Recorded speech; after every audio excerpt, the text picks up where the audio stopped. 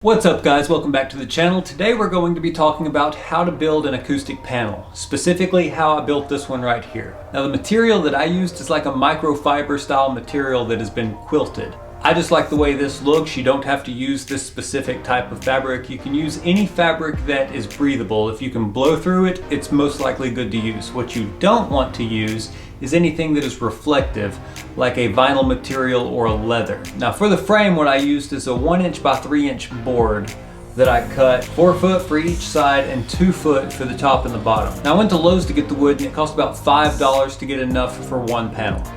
Now I laid all the boards out on a table and I used a nail gun to secure them all together. I put about 3 or 4 nails in each corner just to make sure it was strong enough to hold the insulation without falling apart. Now as for a backing material, I used a white sheet and it seemed to work pretty well. But make sure you have a lot of staples on hand because it takes quite a few to get the project done. Now as for the insulation, the industry standard is to use Rockwool Soundproofing insulation.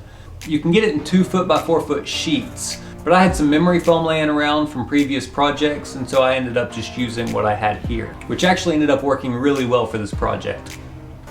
Now since I decided to use a fabric that had a pattern on it, to make sure the pattern stayed straight, what I did was I lined the edge of the fabric up with the edge of the panel and stapled it in place.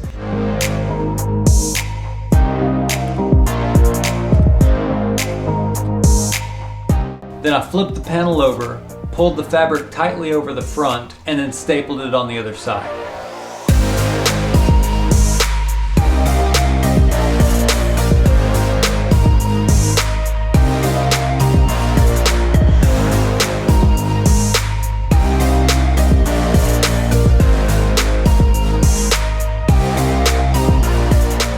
Now the corners were a little bit tricky, but all I did was I folded it over like a Christmas present, stapled that in place, and then all that was left to do was trim the excess fabric off the edges.